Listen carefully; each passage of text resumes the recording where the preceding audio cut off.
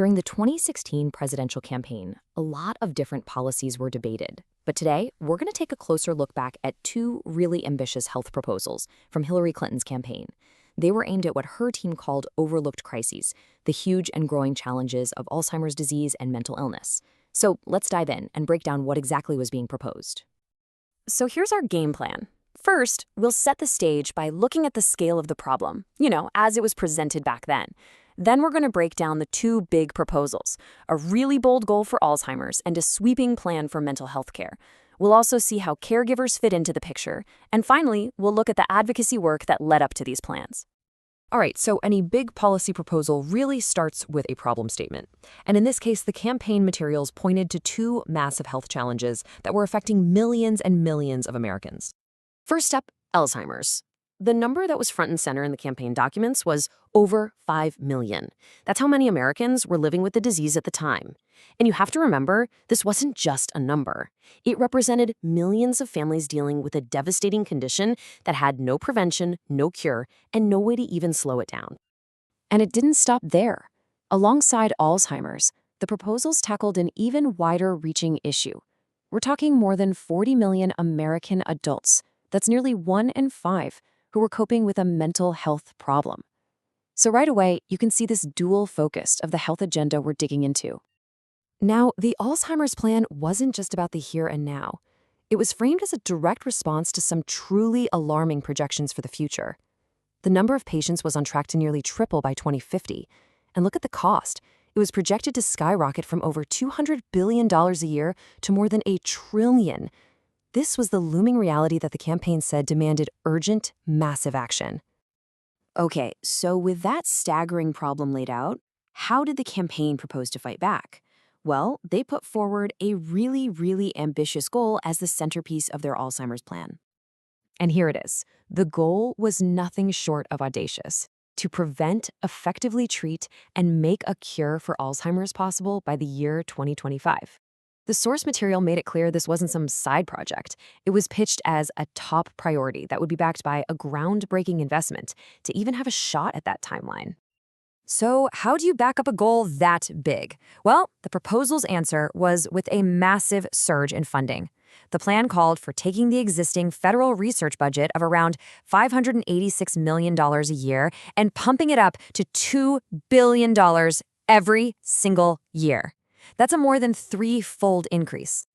But it wasn't just about throwing money at the problem. The plan was built on a few key pillars.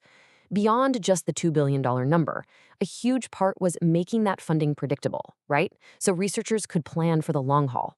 It also involved working with the National Institutes of Health to create a detailed action plan and tackling one of the biggest roadblocks in research: getting enough people to participate in clinical trials. Okay, so that was the targeted plan for Alzheimer's, but running right alongside it was an equally ambitious proposal for mental health. This wasn't just a tweak here or there. It was a comprehensive agenda aimed at fundamentally changing how mental health care was seen, delivered, and paid for. And the scope here was just immense. It aimed to touch almost every part of the system. We're talking about everything from pushing for early diagnosis to finally integrating mental and physical care.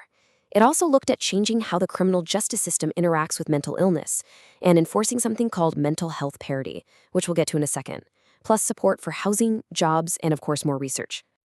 Now, a linchpin of this whole plan was this idea of mental health parity.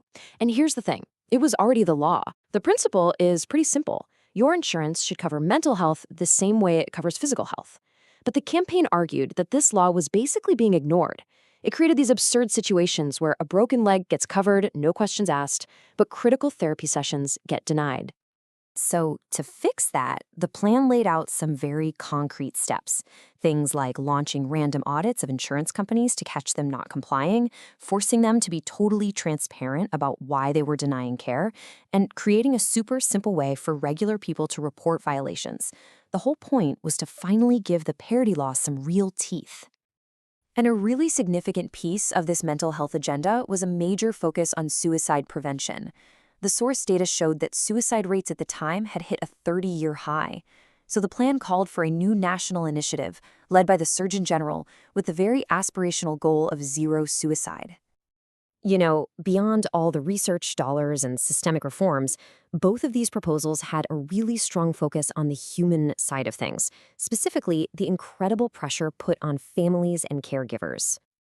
And this quote from the source material just gets right to the heart of it. The plans recognize that for every single patient, there's often a whole network of family members whose own health, emotional, physical, and financial, is totally on the line. People who are literally forced to choose between earning a paycheck and caring for someone they love. So the proposals included real, tangible support. For families dealing with Alzheimer's, this wasn't abstract policy. For instance, covering care planning sessions under Medicare, that would give a family who just got a diagnosis a roadmap for the incredibly difficult journey ahead. Reauthorizing the Missing Patient Alert Program addressed that constant nagging fear of a loved one wandering off. And just raising awareness for cognitive screenings was a push to catch the disease earlier, giving families more time to prepare. So finally, let's talk about context. Because these big 2016 proposals didn't just appear out of nowhere. They were presented as the next logical step, built on a long record of working on these very issues. And just a quick note on sources, so you know where this is all coming from. Some of this background info is from the campaign's own fact sheets, but other parts are compiled by nonpartisan third-party sites like On the Issues, which track the stances of political figures over their careers. And that record, as it's laid out in the documents, points to specific actions taken while she was a U.S. Senator.